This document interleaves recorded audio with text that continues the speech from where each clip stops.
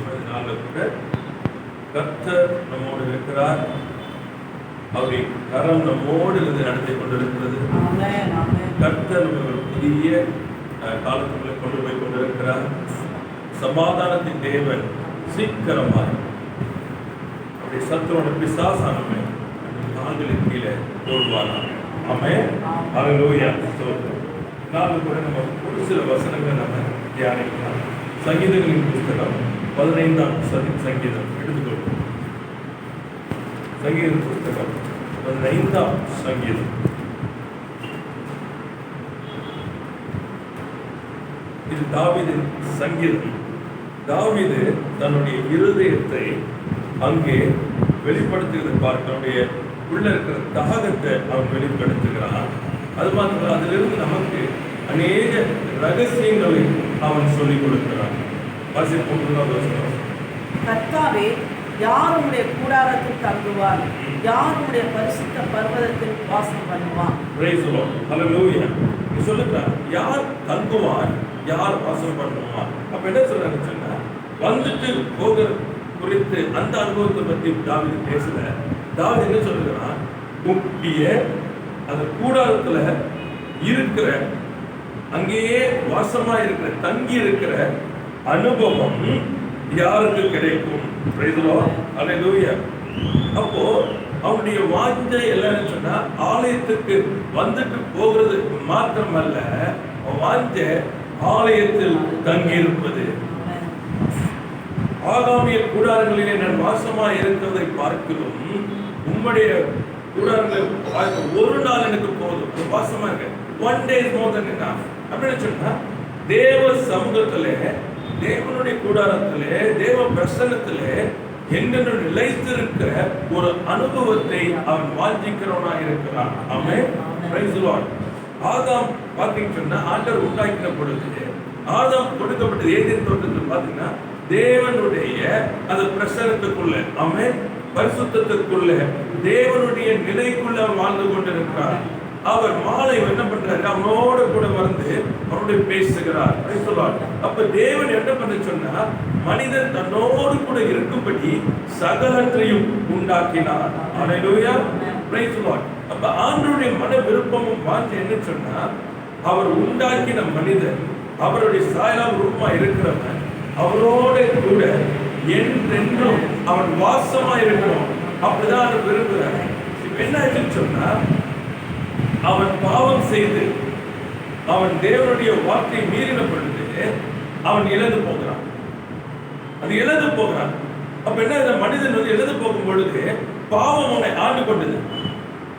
இந்த பாவம் என்ன செய்யும் சொன்னா, தேவனுடைய பிரசன்னத்திலிருந்து வெளியே கொண்டு போகும்.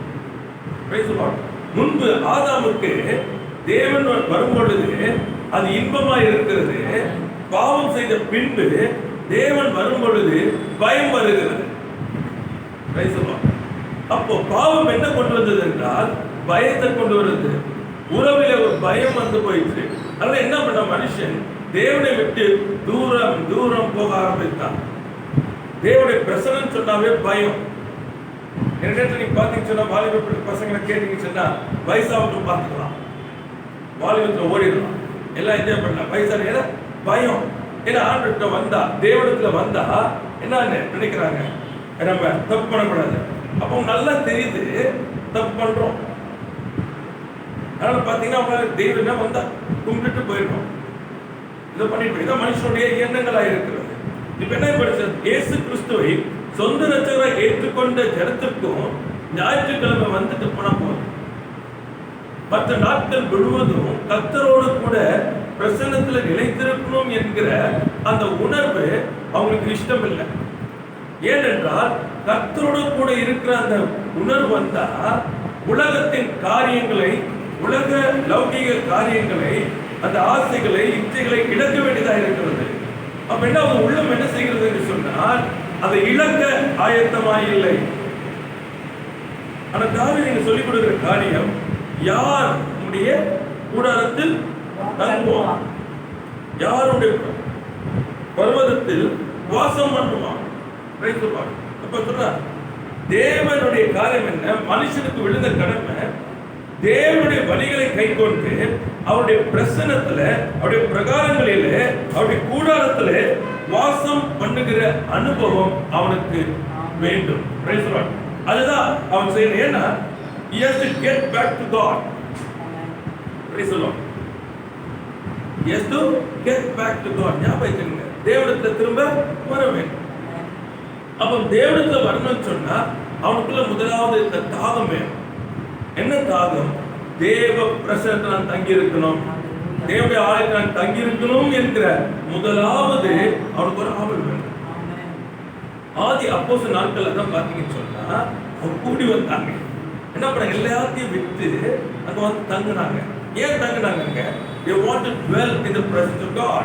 தேவனுடைய கூடாரத்துல தங்கி இருக்கணும், வாசமா இருக்கணும்னு சொல்லி இருந்தாங்க. நாளடைவில் அது என்ன ஆயிப்போச்சு? தேவையில்லாத சுயநலங்கள், தேவையில்லாத காரியங்கள், ஒருமன ஒற்றுமை காரியங்கள் போய் உலகம் உள்ள வர ஆரம்பித்த பொழுது எல்லாம் வெளியே போக போக போக என்ன நடந்துச்சுன்னு சொன்னா எண்ணங்கள் மாறுது. உலகத்தின் காரியங்கள் உள்ள வந்ததுனால, உலக எண்ணங்கள் போய்கொண்டிருக்கிறதுனால என்ன நடக்குதுன்னு சொன்னா தேவ பிரசன்னத்தை தங்கியிருப்பது என்பது குறைஞ்சு போயிட்டே வருது. அப்படி அறியாமையே போயிட்டே வருது. இப்ப என்ன, மற்ற காரியங்கள் அந்த இடத்தை எடுத்துக்கொள்ளுது. மற்ற காரியங்கள் எடுத்துக்கொள்ளும் போது என்ன நடக்குன்னு சொன்னா தேவ பிரசன்னம் என்பது நமக்கு என்ன சொல்றது? தேவைப்படும் போது உள்ள வரதும் வெளியே போறதும், பிரச்சனைகள் போராட்டம் வந்தோடனே ஓடி வரதும், அதுக்கப்புறம் எல்லாம் தோல்வாய் இல்லாதவனே வெளியே போறோம். இதுதான் வந்து என்ன பண்ண விழுந்து போன தன்மைன்னு சொல்றோம். ஒருவேளை என்ன சொல்றோம்னா இது எனக்கு வந்து அந்த ட்ரைனஸ் ஆகி போச்சு ஸ்பிரிட்ல, இதெல்லாம் சொல்ற ரீசன். இது எல்லாம் என்ன காரியங்கள் சொன்னாலும் என்ன நடந்ததுன்னு சொன்னா நம்முடைய இருதயத்துல அந்த தாகம் குறைந்து போயிற்று. எப்படிதான் ஆசை சொன்னாங்க, எனக்கு அப்படியே ஆண்டு சமத்தே உட்காந்து போல இருக்குது, இல்ல ஜெபம் பண்ண போல இருக்குது, வேத்த வாசம், ஆனா என்னால முடியல. இந்த என்னால முடியன்ற வார்த்தை வரும்போதெல்லாம் ஞாபகத்துக்கு வரணும். அதோடைய அர்த்தம் என்ன சொன்னா உங்க இருதயம் அங்கே இல்லை. உங்கள் இருதயம் எதுல இருக்கிறதோ அங்க உங்க மனசு இருக்கும். இருதயம் இல்லாதவன என்ன ஆயிடுச்சு?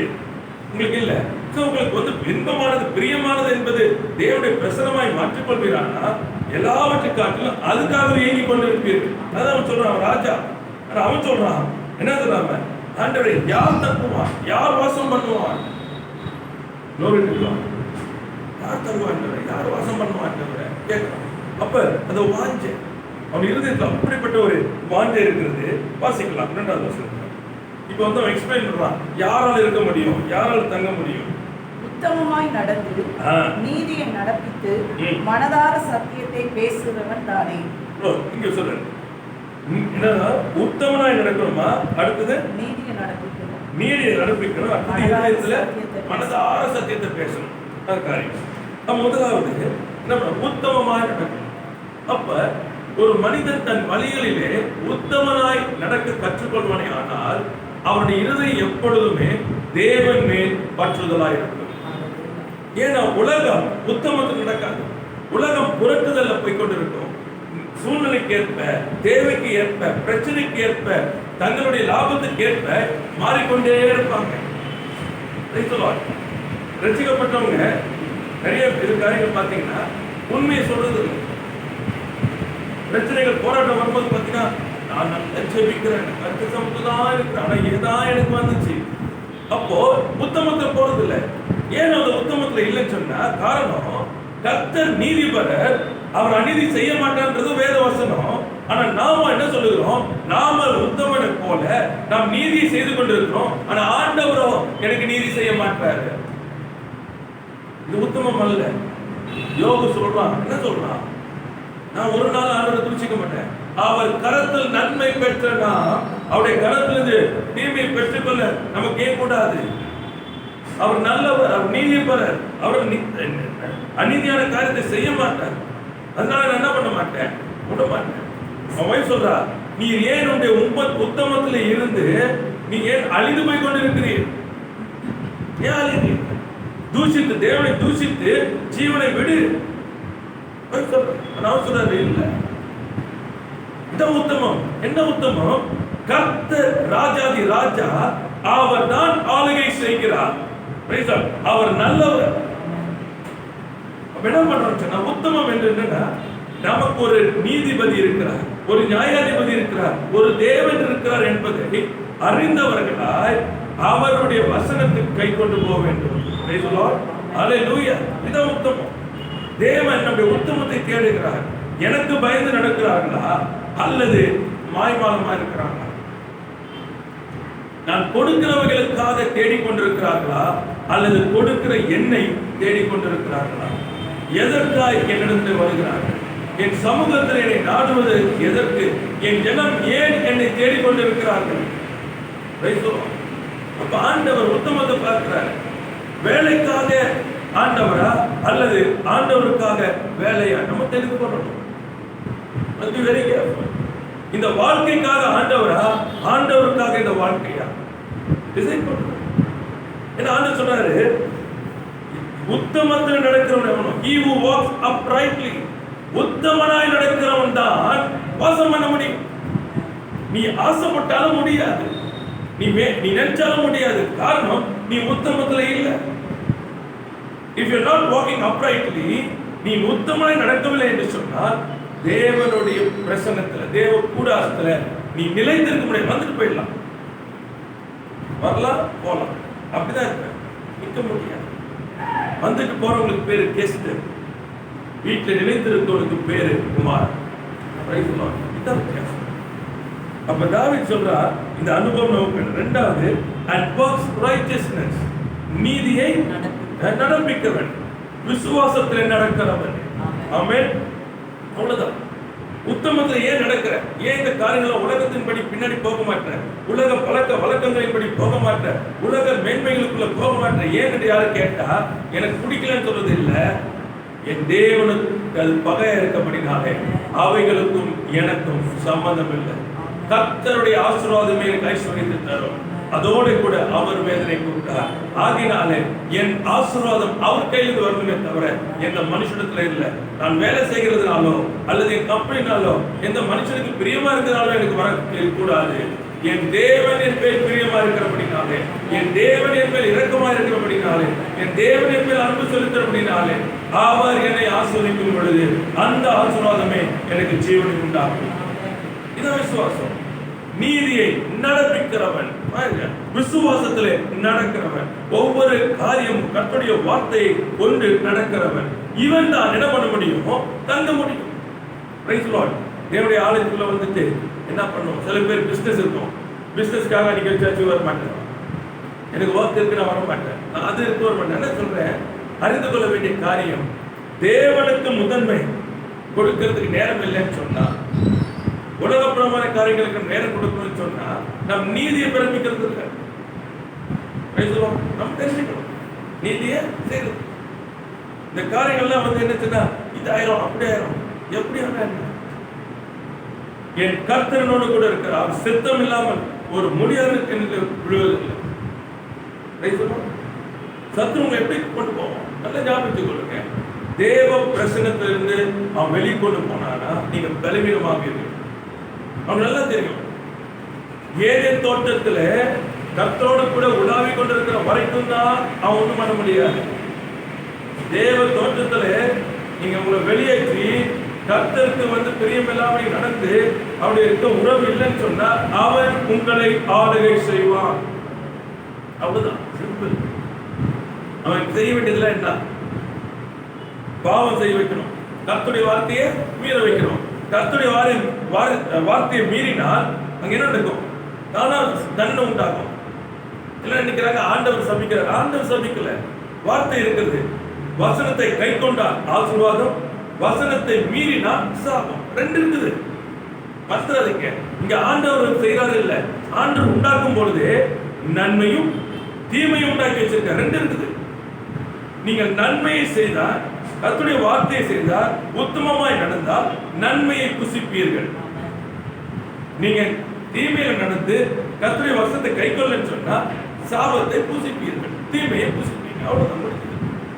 அப்ப என்ன நடக்குது வாழ்க்கையில? நன்மையா தீமையா நாம் செய்கிற கிரியை நிமித்தம் நடக்குது. அப்ப பிசாசு என்ன செய்யணும்? கர்த்தருடைய வார்த்தையை மீற வைக்க வேண்டும், வசனத்துக்கு புறமாய் நடக்க செய்யணும்ல. நடக்கும்போது என்ன ஆகுதுன்னு சொன்னா நீங்கள் தீமையானதை பெற்றுக் கொள்கிறீர்கள். மரணத்தை எடுத்துக்கொள்ளுகிறீர்கள். அப்ப என்ன நடக்கும் சொன்னா, மரணம் ஜீவனத்துல வாழ முடியாது. அப்ப என்ன பண்ண முடியும்? உங்க கிரியைகள் விசுவாசத்தின் கிரியைகளா இருக்காது, எல்லாம் பாத்தீங்கன்னா மாம்சத்தின் கிரியைகளாய் மாறும். அப்ப உங்க எண்ணங்கள் மாம்சமாய் மாறும், பேச்சு மாறும். இப்ப தேவ நீதி இருக்காது, சுயநீதி வந்து. இன்னைக்கு அநேக ஊழியர்கள், அநேக தேவ ஜனங்கள் பாத்தீங்கன்னு சொன்னா கர்த்தருடைய வார்த்தையை தான் பேசுறாங்க, தேவனுக்காக வைராக்கியம் பாருங்க, எல்லாம் செய்வாங்க. ஆனா எல்லாமே மாம்சத்தின் படி நடக்கிறாங்க. வசனத்தை கொண்டு மற்ற ஊழியக்காரர்களை ஏளனமாய் பேசுவாங்க, வசனத்தை கொண்டு சபிப்பாங்க, வசனத்தை கொண்டு நியாயம் தீர்ப்பாங்க. ஆனா இது எதுவுமே வேதத்துல இல்லை. ஆண்டவராகிய இயேசு கிறிஸ்து கையும் களமாய் பிடித்த அந்த விபச்சார ஸ்திரியை பார்த்து சொல்றாரு, ஓ இனி பாவம் செய்யாதே, நான் உன்னை என்ன பண்ணல, ஆக்கினைக்குள்ள தீர்க்க மாட்டேன். அப்படி என்ன அர்த்தம்? நான் என்ன பண்ணல, உங்க பண்றதுக்கு நியாய தீர்க்க வரல. இப்போ நான் இந்த டைம் வந்தது நியாய தீர்க்க இல்லை, உங்களை ரட்சிக்க வந்திருக்கிறேன், உங்களை ஆசீர்வதித்து தூக்கி எடுக்க வந்திருக்கிறேன். நீங்கள் தேவனிடத்தில் ஒன்று சேர்ந்து அவருடைய பிரசன்னத்தில் அவருடைய சமூகத்தில் நிற்கும்படி, ஒரு வாசலை திறக்கும்படி நான் என் ஜீவனை கொடுத்து உங்களுக்கு உண்டாக்கும்படி நான் வந்திருக்கிறேன். இப்ப கிருபை நாட்கள் இருக்கிறீங்க, இப்ப நியாய தீர்ப்பு அல்ல.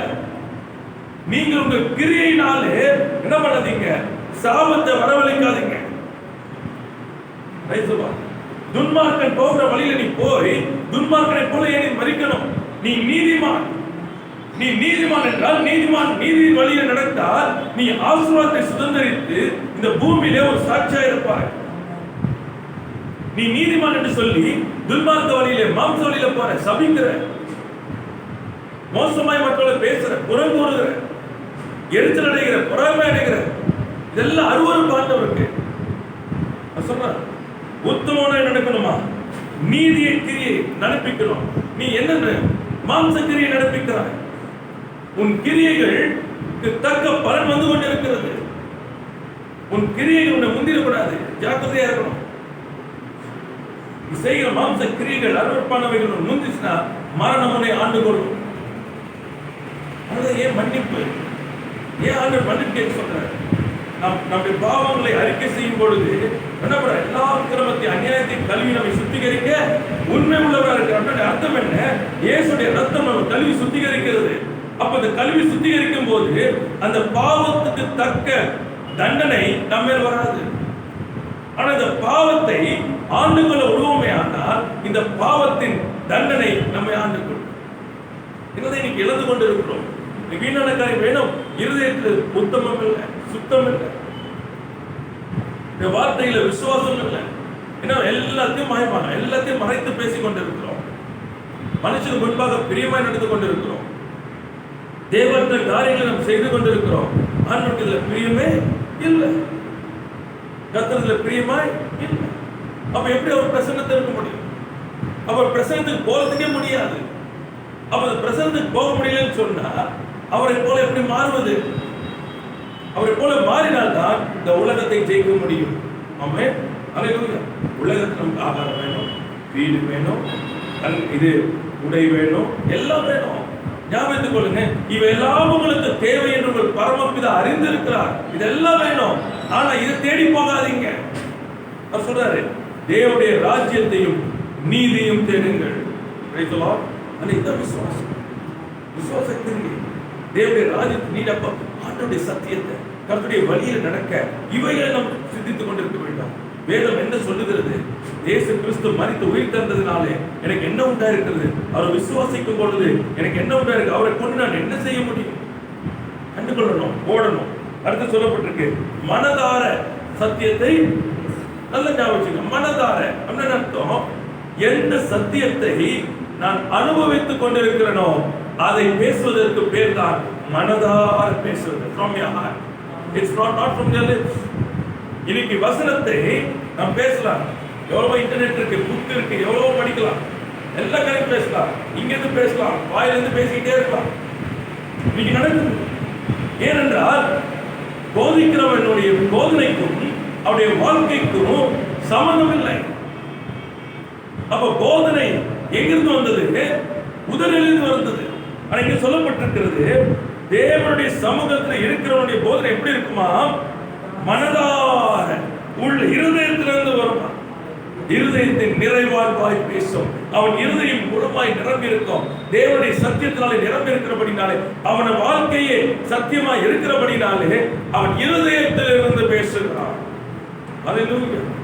Not God to speak from the mouth. என்ன கேட்கறதுக்கு நல்லா இருக்கு, ரொம்ப நல்லா இருக்கு கேட்கறதுல.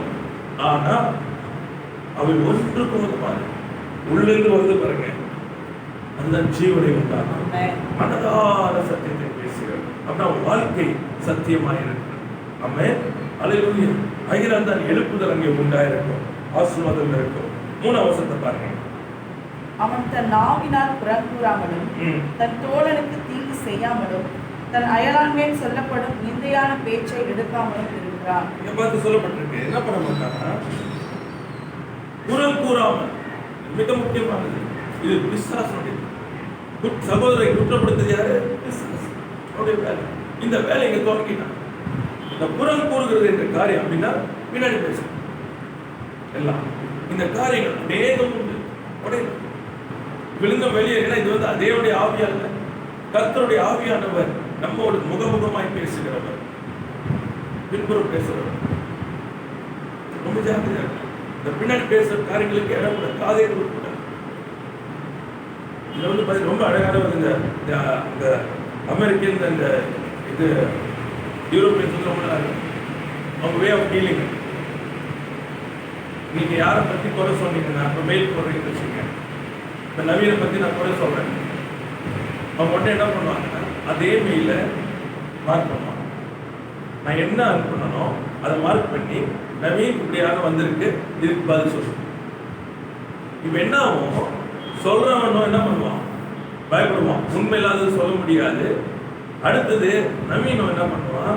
நம்ம எதை சொன்னாலும் நேரம் அனுப்பிச்சிருவாங்க. அப்ப நம்ம பதில் சொல்லணும், தன் செயலை குறித்து பயப்படுவோம். அப்ப 2 பேரும் டிரான்ஸ்பரண்ட்.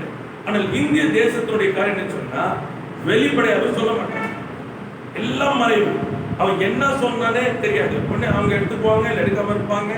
உண்மை பொய்யன் கூட விசாரிக்க மாட்டாங்க. பார்த்தீங்கன்னா பிளாக் மார்க் எழுதிடுவாங்க. இதுதான் இந்திய தேசம் இன்னைக்கு வரைக்கும் நடக்குது. கான்ஃபிடென்ஷியல் ரிப்போர்ட்னு சொல்லி ஒன்று வச்சிருப்பாங்க. அதுல என்ன நடந்ததுன்னு கூட தெரியாது. சுத்தமா நமக்கு ஒண்ணுமே தெரியாது. ஆனா ப்ரொமோஷன் வரும்போது ப்ரொமோஷனே வராது.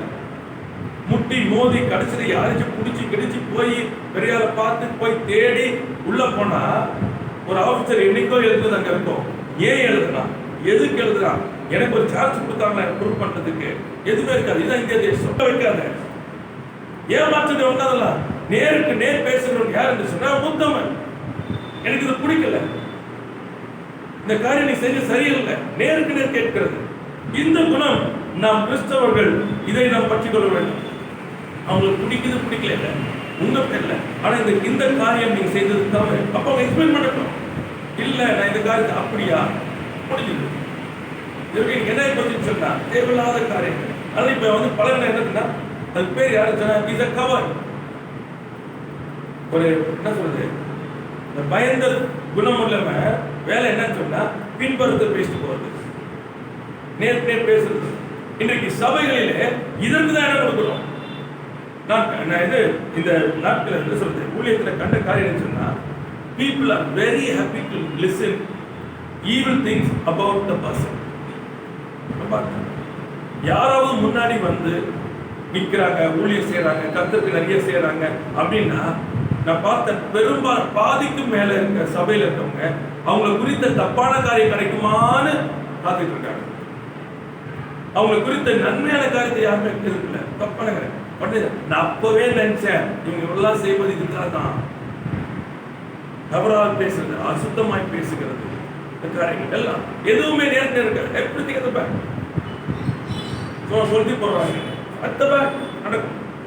உங்களுக்கு ஒண்ணுமே தெரியாது. ஆனா முகத்துக்கு முன்பாக oh praise the lord praise the lord இப்படிதான் பின்னாடி அக்கிரமத்தின் காரியம் அருவருப்பு. அடுத்து சொல்றாரு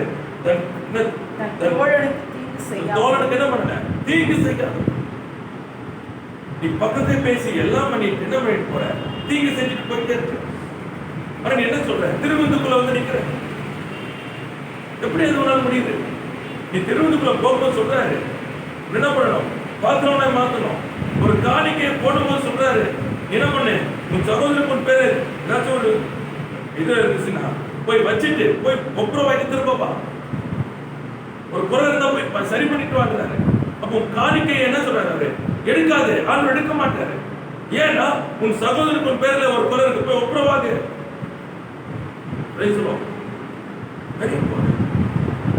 இன்னைக்கு என்ன போச்சுன்னா தேவன் ஆண்டு இல்ல. யோவான் எழுதும் போது ரொம்ப அழகா தன்னுடைய இதுல பத்தின அந்த 1 யோவான்ல எழுதும் போது ரொம்ப அழகா சொல்றாரு. என்ன சொல்றாரு அவரு, காண்கிற சகோதரனை நேசிக்காதவன் காணாத தேவனை எப்படி நேசிப்பான்? நீ உன் சகோதரனை குறை பேசிக்கிட்டு புறம் கூறிக்கிட்டு அவனுக்கு தீங்கு செஞ்சுக்கிட்டு எல்லாம் இருந்தா தேவன் என்ன உன்னை எப்படி ஆசீர்வதிப்பார்? உனக்கு வர ஆசீர்வாதம் நிச்சயமா சொல்வது தேவனுக்கு வர முடியாது. அப்ப யார் கொடுக்குறா? பிசாசு. உன்னை அழிக்கிறதுக்கு உன் ஆத்மாவை. நீ பண்றது அக்கிரமம், பேசுறது அக்கிரமம், செய்கை அக்கிரமம், ஆனா செல்வத்துல பெருகிட்டு இருக்கேன்னு சொன்னா என்ன அர்த்தம்? பிசாசினால் இது உண்டாயிருக்கிறது. பிசாசால கொடுக்க முடியாது நினைக்காதீங்க. இன்னைக்கு போய் பூஜை போட்டுட்டு ஏன் போட்டுட்டு இருக்காங்க? ஏன் போய் கோயில்ல வந்து தங்கமும் வைரமும் எல்லாம் போட்டுட்டு இருக்காங்க? யார் போடுறது? எல்லாருக்கும் தெரிஞ்சு அக்கிரமம் செய்கிறவன் போடுறான், காசு பெருகிட்டு இருக்கு. அப்புறம் என்ன அர்த்தம்? இது ஆர்டர் கொடுத்தாரா? இல்ல. இந்த உலகத்தின் அதிபதியானவன் அவன் செய்ய முடியாதல்ல, அவன் புரட்டுகிறவன் செய்ய முடியும். ஜாக்கிரதையா இருக்கணும். உன் சகோதரருக்கு தீங்கு செய்யாது.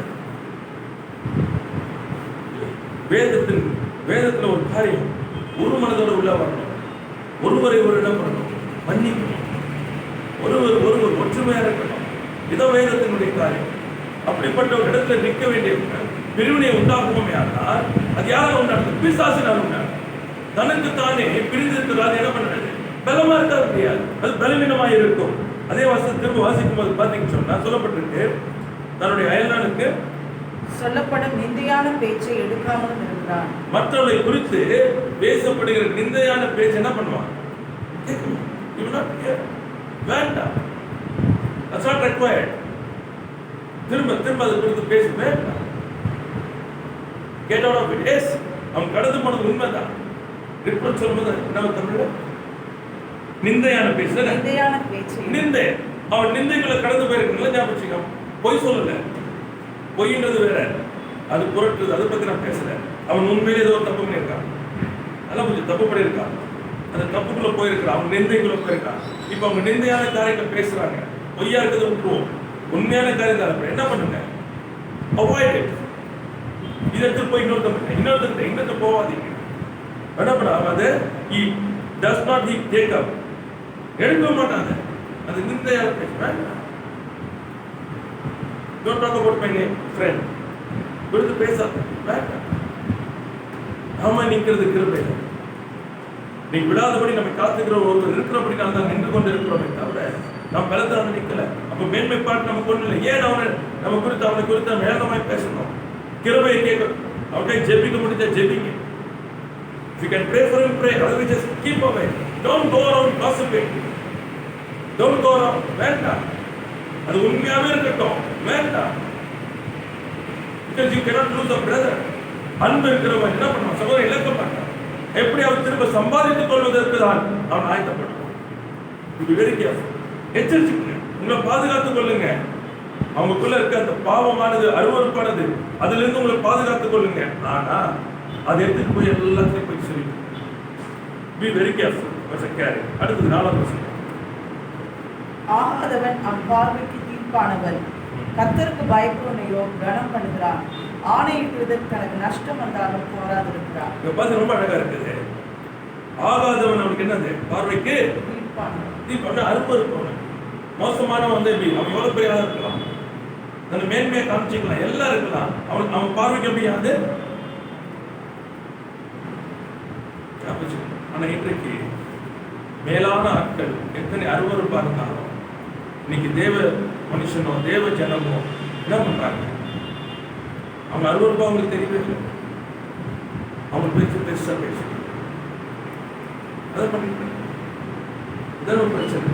சொல்ல யாரு அவனுக்கு வந்து கர்த்தருக்கு பயப்படுகிறவரையே கனம் பண்ணுகிறான். Praise the Lord. பாருங்க, கர்த்தருடைய சமூகத்தில் இருக்கிறவன் எப்படிப்பட்டவன் என்று சொன்னால் கர்த்தருக்கு பயப்படுகிறவன் கனம் பண்ணுவானே தவிர ஆகாதவனை அவன் எப்படிப்பட்டவனா இருந்தாலும் அருவருப்பா தான் இருப்பான். அருவருப்பா. ஏன்னா நம்ம பார்க்கவே அந்த காரியங்கள் நமக்கு அதுக்கும் சம்பந்தம். இருளுக்கும் வெளிச்சத்துக்கு என்ன சம்பந்தம் இருக்கு? நீதிக்கும் அநீதிக்கும் என்ன சம்பந்தம் இருக்கு? ரொம்ப ஜாக்கிரதையா பதவியில உட்கார்ந்து இருக்கலாம். அந்த பதவி என்பது வேற, அந்த மனுஷன் என்பது வேற. புரிஞ்சுக்கணும். ஒரு கலெக்டர் இருக்காங்க. ஒரு கலெக்டர் தான் நம்ம மனு கொடுப்போம். அங்க என்ன சொல்றாரு? அவன் மோசமானவன் பேசக்கூடாது. நீங்க அந்த மனுஷனை பார்க்க போல you are going to see a collector opposition.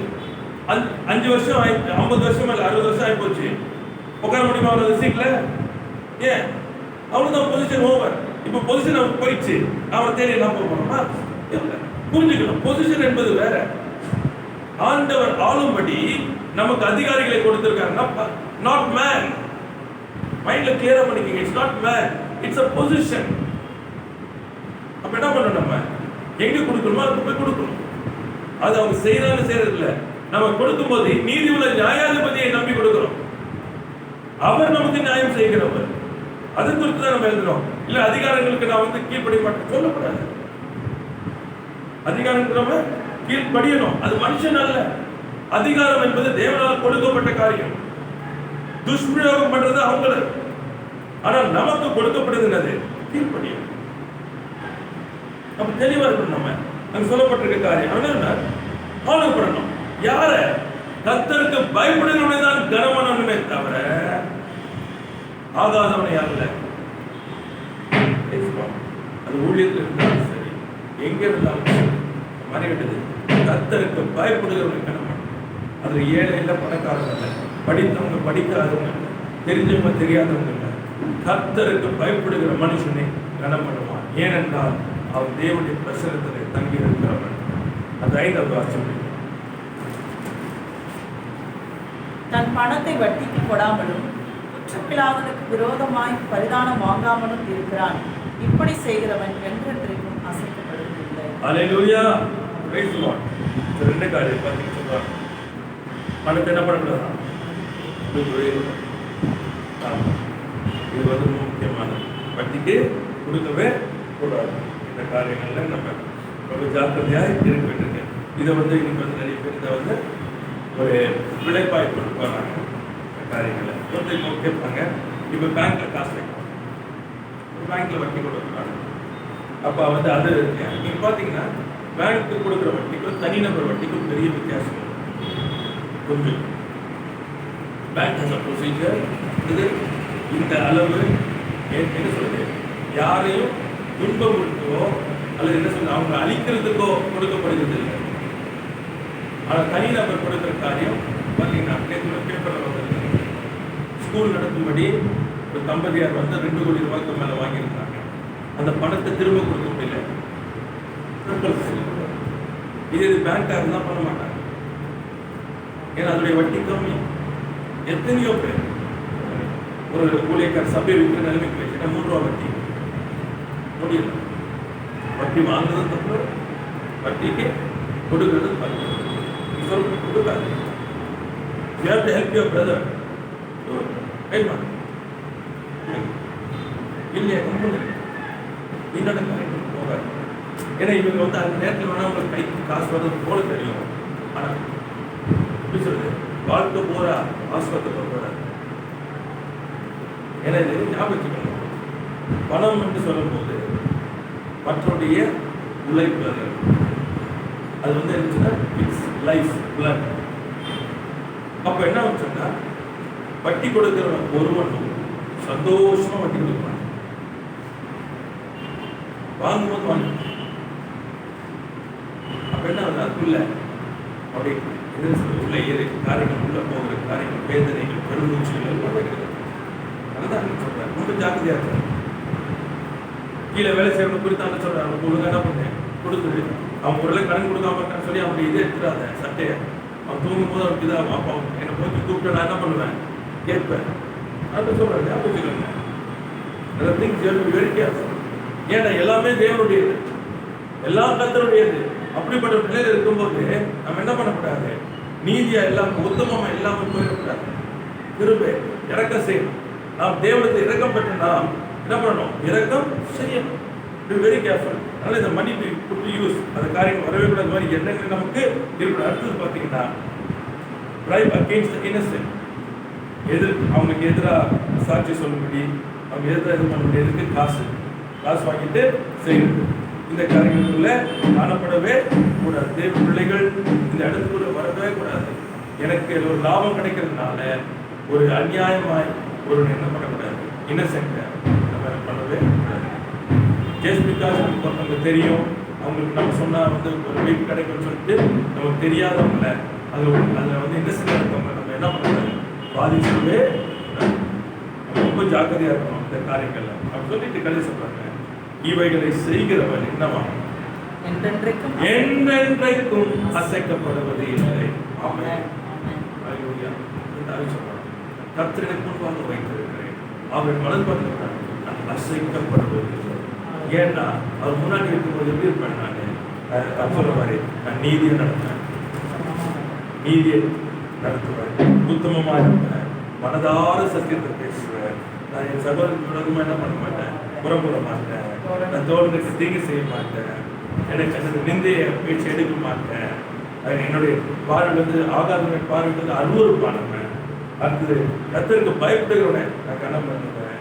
நான் ஒரு நாளை வட்டிக்கு கொடுக்க மாட்டேன். அடுத்தது பார்த்தீங்கன்னா சொல்றான், ஒரு நாள்னா இது இன்னசென்ட்டுக்கு அகேன்ஸ்டா பரிதானம் வாங்க மாட்டேன், நான் முன்னாடி இருக்கேன். இதான் சொல்றான், உடைய பிரசன்னத்தில் இருக்கணும். யார் நம்முடைய கூடாரத்தில் தங்குவான், யாருடைய பரிசுத்த ஸ்தலத்தில் வாசம் பண்ணுவோம். ஆமென். அப்போ எப்பொழுதும் தேவ பிரசன்னத்தில் இருக்கிற அனுபவத்தை தேவையாக இருக்கணும். தேவ ஜனங்களாக இருந்தால் ஒரு நாள் என்ன பண்ணக்கூடாது சொன்னார், வெறும் மீட்டிங், வெறும் சண்டே 24/7 பிரசன்ஸ் சமூகனோடு கூட சமூகத்தை தங்கி இருக்கணும். வாசஸ்தலத்தில் எப்பொழுது நான் இருக்கணும், அதோடைய கூட நான் எப்பொழுதும் தங்கி இருக்கணும், எப்பொழுதும் கூட பேசணும், நீ என்னோடு பேசணும், நான் உத்தமமாக இருக்கணும் அப்படின்னு சொல்லி எண்ணங்கள் இருந்து கொண்டே இருக்கணும். அப்போ என்ன வச்சுனா கர்த்தர் எப்பொழுதுக்கு முன்பாக வைத்திருக்கேன், அதான் அனுபவம். அப்போ இன்னும் is before me, somebody is before me. யோசிப்பு சொல்லலாம், என் தேவனுக்கு விரோதமாய் நான் பாவம் செய்வது இப்படி, என் தேவனுக்கு விரோதம் இஸ் ஆல்வேஸ் பிஃபோர் மீ. நம்ம யாரும் கண்டிப்பாக தேவனுக்கு